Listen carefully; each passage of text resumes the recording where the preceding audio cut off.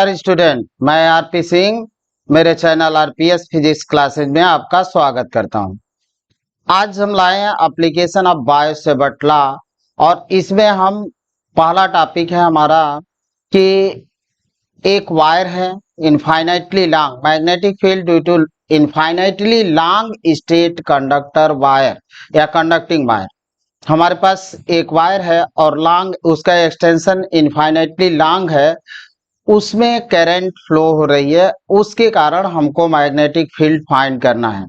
तो ये हमारे पास वायर है, इसका एक्सटेंशन इनफाइनाइटली लॉन्ग है और इससे आर परपेंडिकुलरली आर डिस्टेंस पर एक पॉइंट पी है जिस पर हमको मैग्नेटिक फील्ड फाइंड करनी है। इस पॉइंट पर पी पॉइंट पर मैग्नेटिक फील्ड फाइंड करना है।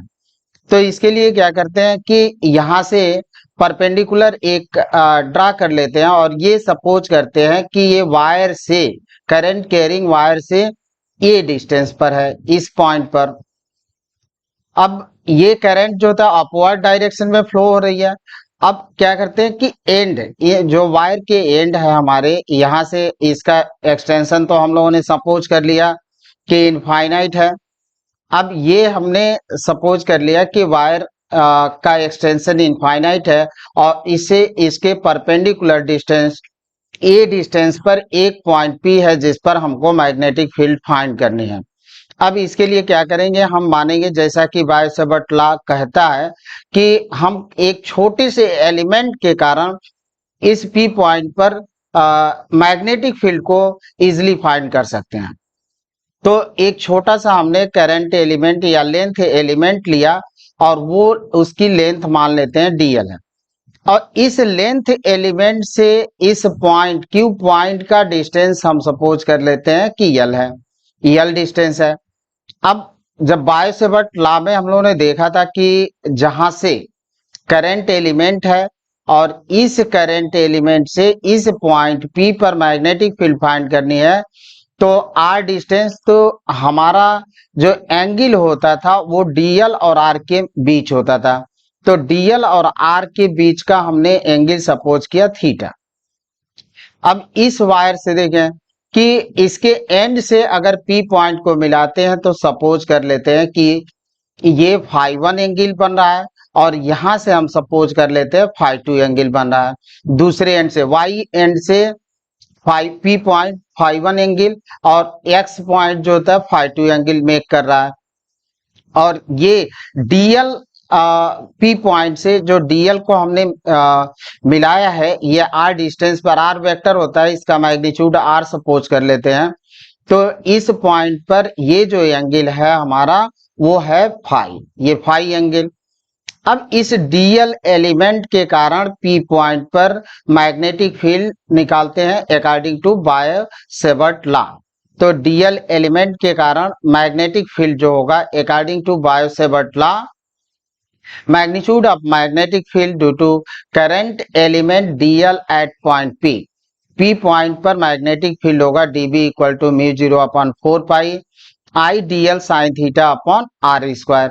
अब हमारे पास एक राइट ट्रायंगल है क्यू पी ओ, क्यू पी ओ में आते हैं तो इन ट्रायंगल ओ पी क्यू।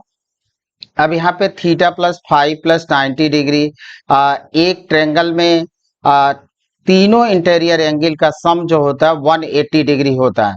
तो ये 90 डिग्री का है, यहाँ पे 90, ये थीटा और ये है हमारा फाइव। तो यहाँ से अब इस 90 को हम इस तरफ लाएं तो theta plus five equal to मिलेगा 180 माइनस 90, तो और 90 होगा तो 90 थीटा प्लस फाइव हमको मिल जाएगा 90 डिग्री।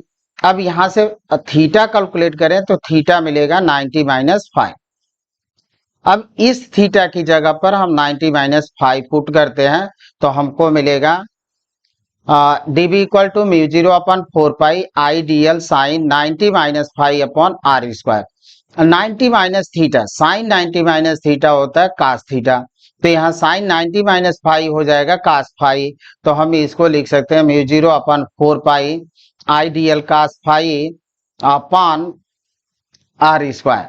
अब यहाँ से हम कास 5 की वैल्यू फाइंड कर लेते हैं तो कास 5 इक्वल टू ये बेस अपॉन हाइपोटेनियस, तो बेस हमारा ए है, हाइपोटेनियस आर है, तो ए बाई आर यानी कास फाई। और इसी ट्रायंगल में जो हमारा राइट ट्रायंगल है, अगर एक रिलेशन निकालते हैं ए आर, और ये रिलेशन हो जाएगा हमारा।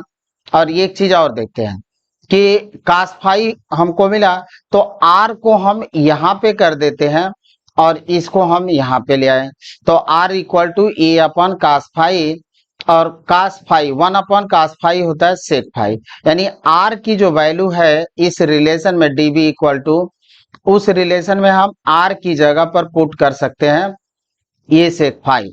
अब दूसरा रिलेशन हम लेते हैं tan फाई का, और ये होगा हमारा tan phi equal to L upon A. ये होता है परपेंडिकुलर अपॉन बेस, परपे फाई हमारा यहाँ पे है, तो परपेंडिकुलर यल हो गया और बेस हो गया ए, तो यल बाई ए कर लिया, तो tan फाई इक्वल टू मिला हमको यल बाई ए। अब यल इक्वल टू होगा ए tan फाई। अब इसका हम करेंगे डिफरेंशिएशन, तो डिफरेंशिएशन करें विथ रिस्पेक्ट टू फाई, तो डीएल अपॉन डी फाई, यहाँ पे डिफरेंशिएशन का कंसेप्ट बता देते हैं। यल इक्वल टू मिला हमको A tan phi, A tan phi. अब इसको डिफरेंशिएट किए विथ रिस्पेक्ट टू फाई, तो DL upon D phi equal to हमको मिलेगा ए कांस्टेंट है, डी अपॉन डी फाई, और tan फाई का डिफरेंशिएशन होता है sec square phi A into sec square phi हो गया, यानी डीएल अपॉन डी फाई हमको मिला ए सेक स्क्वायर फाई, तो डीएल को हम लिख सकते हैं a sec square phi into D phi, ये हमको मिला। यानी डीएल की जगह पर हम लिख सकते हैं a sec square phi into D phi. तो जो हमारे रिलेशन है वहां पे हमको पुट करना है दो, DB equal to mu 0 upon 4 pi I D L cos phi upon R square. अब कास फाई की वैल्यू हम लोग निकाल चुके हैं ए बाई आर, और डीएल की वैल्यू आर की वैल्यू निकाल चुके हैं। आर की वैल्यू हम लोग को मिला था ए सेक फाई, तो आर की जगह पर ए सेक फाई, और डीएल की जगह पर हम पुट कर देते हैं a sec square phi into D phi, तो d B equal to mu 0 upon 4 pi I a sec square phi, और यहाँ पे रह जाएगा आपका डी फाई, और नीचे आर की जगह पर ए सेक फाई मिला स्क्वायर। अब इसको हम स्क्वायर करें तो ए स्क्वायर सेक स्क्वायर फाई मिलेगा, सेक स्क्वायर से सेक स्क्वायर कैंसिल आउट होगा, और एक ए यहाँ नीचे ए स्क्वायर है, यहाँ पे ए स्क्वायर बनेगा, तो एक ए से कैंसिल होगा, तो हमको मिल जाएगा आई बटा ए।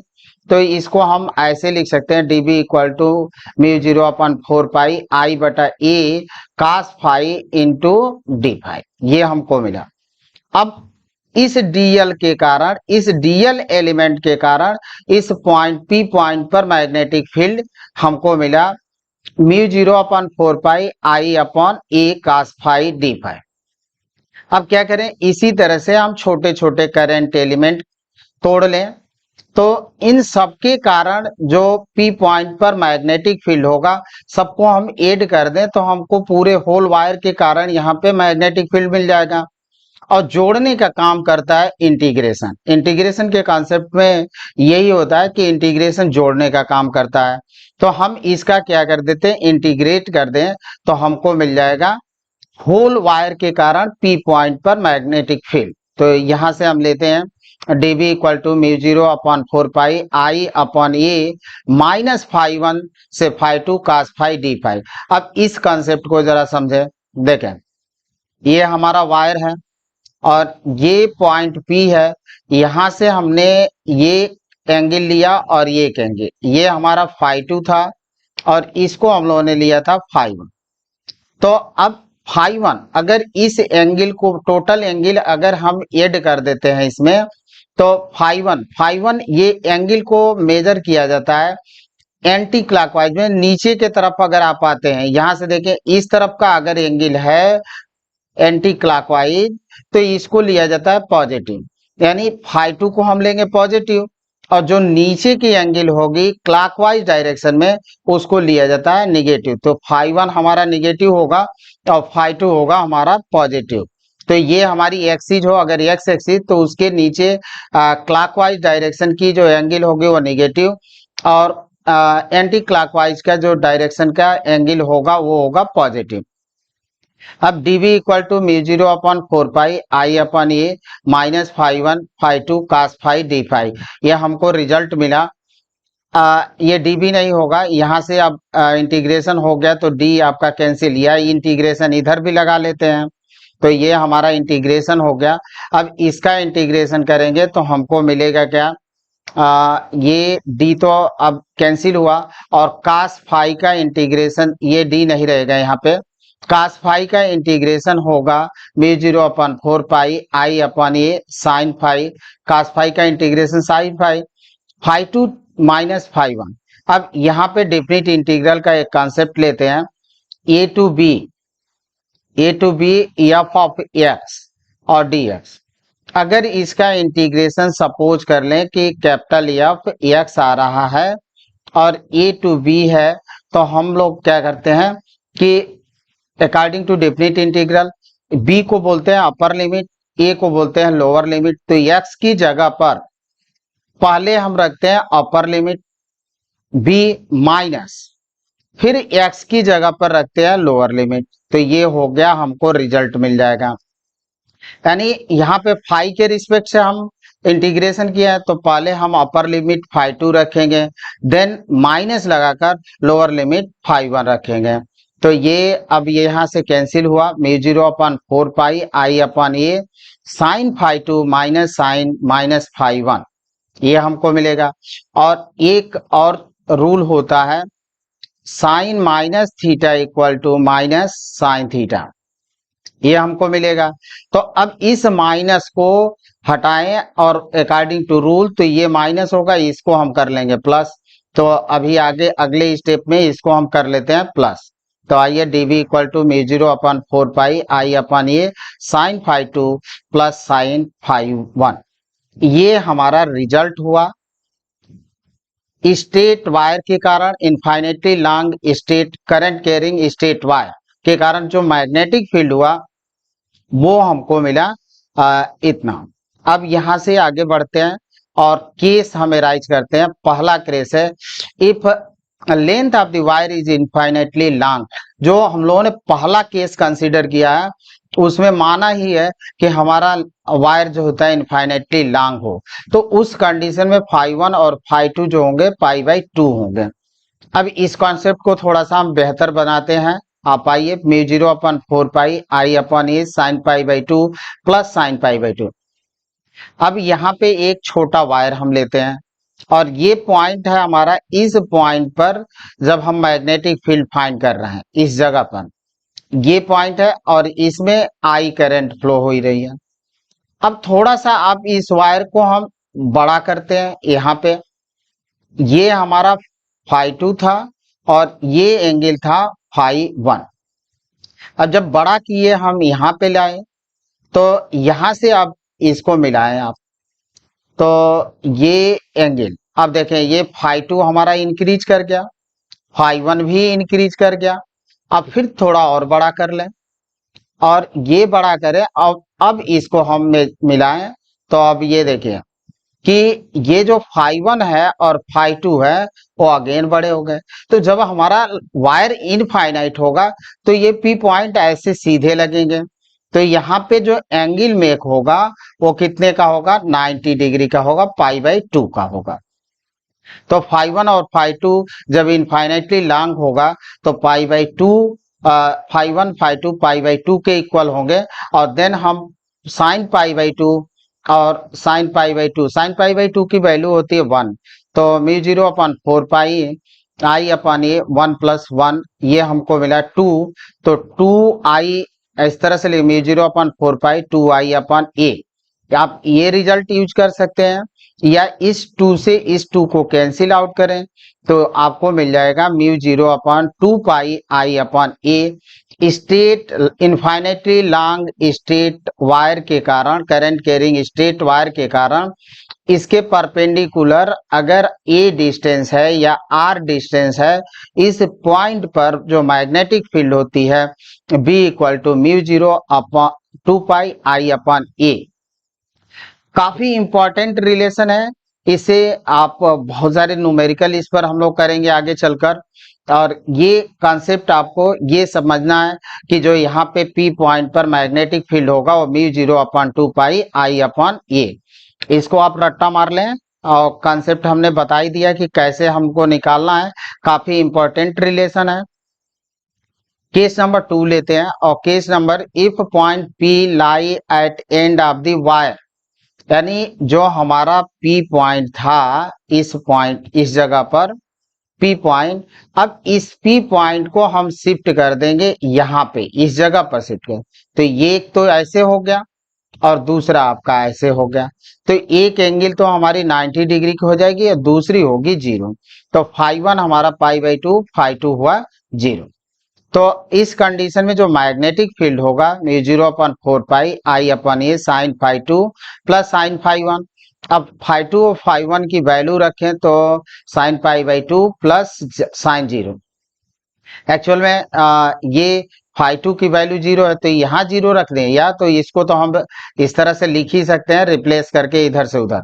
तो ये हुआ साइन π/2 की वैल्यू होती है 1 और साइन 0 की वैल्यू होती है 0। तो हम ये लिख सकते हैं mu zero upon 4πi/a।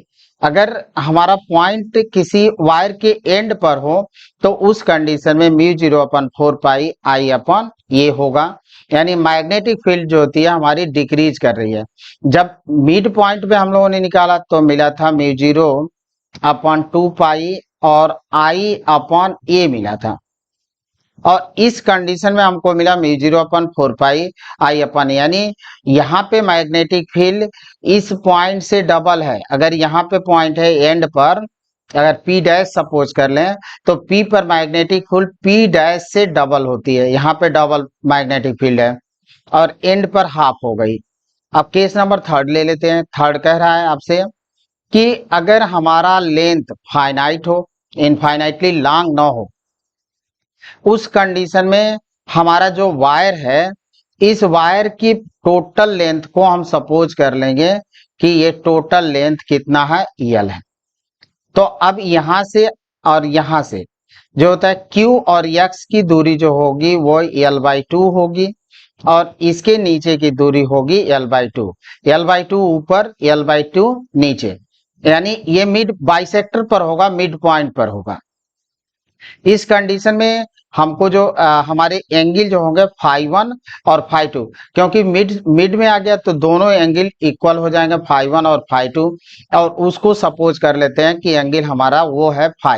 If wire is definite length is L लंबाई का हो, तो उस कंडीशन में magnetic field at bisector of wire क्या होगा, ये हम लोगों ने φ1 φ2 हमारा होगा φ के इक्वल। तो sine phi equal to L/2 upon √a² plus L/2 का होल स्क्वायर होगा, क्योंकि साइन फाई इक्वल टू यहां से कहीं भी आप ले लें तो ये L/2 हो गया और ये डिस्टेंस ये हो गया। तो इस हाइपोटेनियस को जब हम फाइंड करेंगे तो हाइपोटेनियस कितना होगा, बेस का स्क्वायर प्लस परपेंडिकुलर का स्क्वायर। तो बेस हमारा है a² और परपेंडिकुलर है L/2, और साइन थीटा इक्वल टू होता है परपेंडिकुलर अपॉन हाइपोटेनियस। तो परपेंडिकुलर L/2 है, हाइपोटेनियस है √a² प्लस L/2 का होल स्क्वायर। तो साइन फाई इक्वल टू हमको मिलेगा L/2 upon √a² plus L/2 का। अब इसको सॉल्व करते हैं तो हमको मिलेगा sign phi equal to L/2, और यहाँ से L² अपॉन 4, तो 4 को हम यहाँ कर देंगे तो 4a² प्लस L² अपॉन 4 होगा। अब 4 का स्क्वायर रूट होगा 2, तो इसको हम इस तरह से लिख सकते हैं, स्क्वायर रूट ले लें 4 का, तो ये होगा हमारा इतना। अब ये 2 और 2 कैंसिल हुए, तो साइन फाई इक्वल टू मिला L upon √4a² plus L²।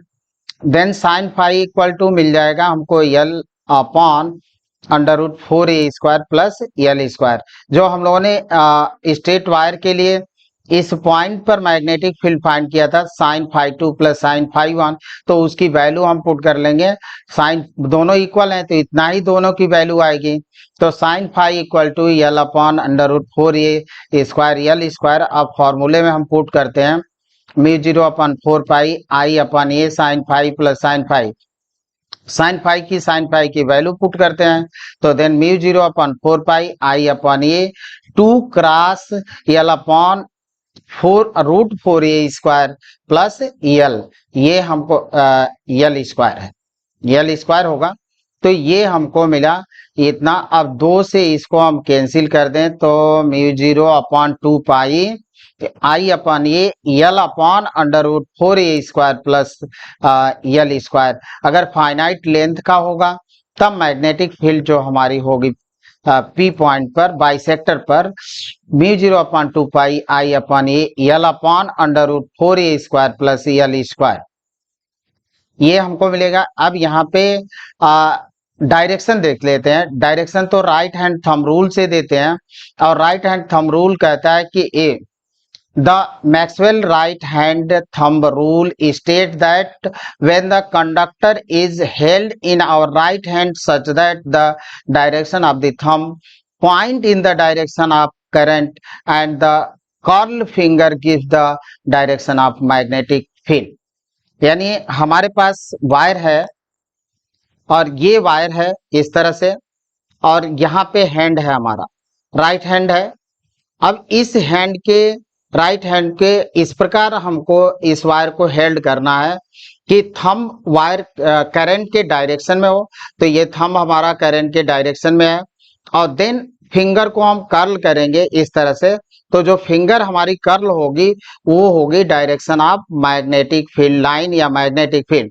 तो अब ये डायरेक्शन होगा और यहाँ पे कैसा दिख रहा है, ये सर्कुलर दिख रहा है कि यहाँ पे मैग्नेटिक फील्ड जो लाइन होगी वो हमारी होगी सर्कुलर। तो कंसेंट्रिक सर्किल होती है इस कंडीशन में मैग्नेटिक फील्ड लाइन। तो इसको हम ले लेते हैं। देखिए राइट हैंड थंब रूल है और जब हम फिंगर को कर्ल करते हैं तो ये डायरेक्शन हुआ, करंट के डायरेक्शन में हमने थंब रखा। अगर यही चीज करंट हमारी इस तरह से चेंज हो जाए तो मैग्नेटिक फील्ड लाइन का डायरेक्शन इस तरह से हो जाएगा आपका, ये चेंजिंग हो जाएगी। तो ये मैग्नेटिक फील्ड लाइंस होता है। वायर जो होता है सेंटर पर होता है और जो मैग्नेटिक फील्ड लाइंस होती हैं वो कंसेंट्रिक सर्किल होती हैं। इसका सबसे बेस्ट एग्जाम्पल है कि आप क्या करें कि आयरन का छीलन, जो आयरन का छीलन है वो आप ले लें और एक किसी बोर्ड कार्डबोर्ड पर या किसी ये बोर्ड है आपका और इस पर आप छीलन को फैला दें। इसके अंदर से एक वायर इस तरह से आप निकाल लें और वायर और उसमें करंट फ्लो कराएं। वायर इस तरह से आप निकाल लेंगे और इसमें आप करंट फ्लो कराएंगे।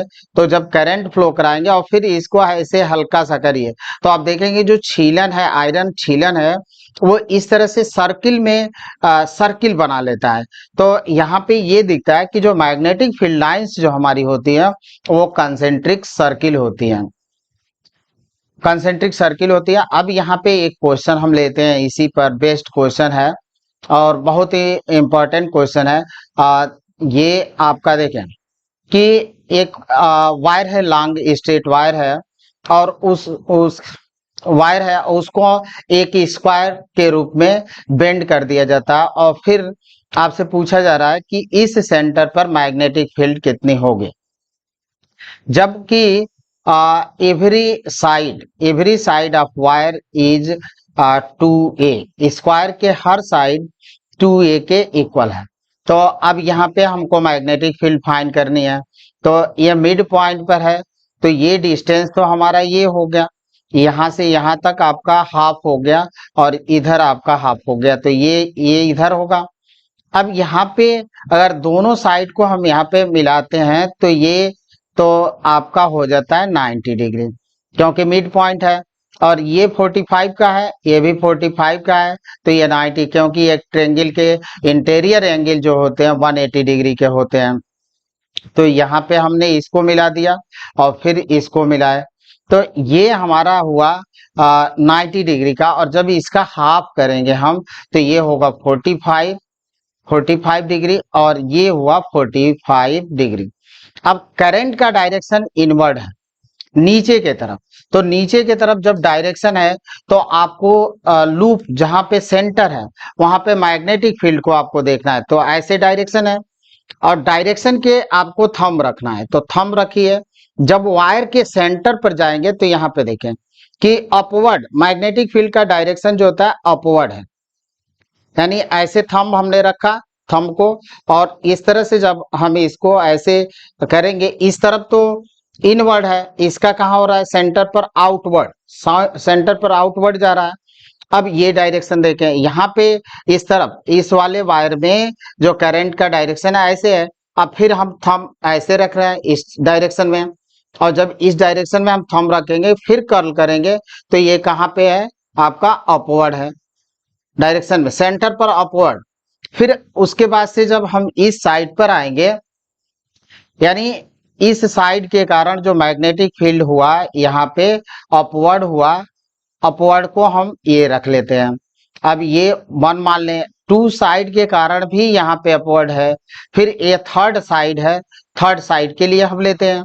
तो थर्ड साइड के लिए आप देखें कि करंट हमारी ऐसे फ्लो हो रही है अपवर्ड डायरेक्शन में। अब हमने थंब को ऐसे रखा और फिर कर्ल किया, तो कर्ल किया तो इस साइड में इधर तो इनवर्ड है, लेकिन जब सेंटर पर आएंगे, सेंटर हमारा लेफ्ट में है, तो लेफ्ट में आएंगे तो ये कहाँ पे जाएगा ऐसे अपवर्ड, यानी साइड थर्ड के कारण भी ये सेंटर पर जो मैग्नेटिक फील्ड होगा वो कैसा होगा अपवर्ड होगा। अब इस फोर्थ साइड के लिए देखते हैं, तो फोर्थ साइड हमारा ऐसे है। अब देखें ऐसे हमने थंब रखा और इस साइड में तो इनवर्ड है, अब जब इसको हम इधर लाएंगे तो ये क्या हो रहा है अपवर्ड हो रहा है, यानी चारों साइड के कारण जो सेंटर है वहां पे मैग्नेटिक फील्ड का डायरेक्शन सेम है, यानी चारों साइड के कारण यहाँ पे सेंटर पर मैग्नेटिक फील्ड सेम है। तो हम एक साइड के लिए निकालते हैं और उसमें 4 को मल्टीप्लाई कर देंगे तो हमारा सेंटर पर मैग्नेटिक फील्ड मिल जाएगा। तो यही काम करते हैं हम। तो आइए, ओह यहाँ पे हमको मैग्नेटिक फील्ड फाइंड करना है, तो मैग्नेटिक फील्ड फाइंड कर लेते हैं। तो पहली चीज कि जो मैग्नेटिक फील्ड मिला था हम लोगों का स्टेट वायर के कंडीशन में, तो mu 0 upon 4 pi I upon A, और ये था साइन फाई 2 और प्लस साइन फाई 1। अब यहाँ पे हम पुट करते हैं value mu 0 upon 4 pi I upon A sine phi 2, यानी साइन हमको लेना है पाई बाई 4 और प्लस ले लिया sine pi by 4। Pi by 4 की वैल्यू होती है 1 अपॉन रूट 2। अब एक ये पहले के कारण हम फाइंड कर रहे हैं तो इसको v1 मान लेते हैं, जो हमारी फर्स्ट साइड मान रखे हैं। तो यहाँ पे मिला mu 0 upon 4 pi I upon A, और ये मिलेगा 1 upon root 2 plus 1 upon root 2। इसको जब हम सिंप्लीफाई करेंगे तो mu 0 upon 4 pi I upon A और 1 upon root 2 plus 1 upon root 2, तो ये हो गया 2 अपॉन रूट 2। अब ऊपर वाले 2 को हम ऐसे लिख सकते हैं रूट 2 इंटू रूट 2, क्योंकि रूट 2 और रूट 2 को मल्टीप्लाई करेंगे तो हमको मिलेगा 2। तो इसको ऐसे लिखा जा सकता है mu 0 upon 4 pi I upon A और रूट 2।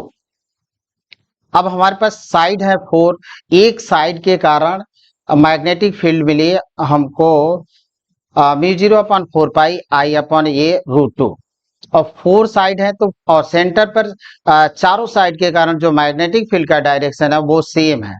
तो यहाँ पे जो टोटल मैग्नेटिक फील्ड हमको मिलेगा, total magnetic field 4 into V1, 4 into V1, तो 4 ये हो गया, और V1 की जो वैल्यू हुई mu 0 upon 4 pi I upon A, और √2।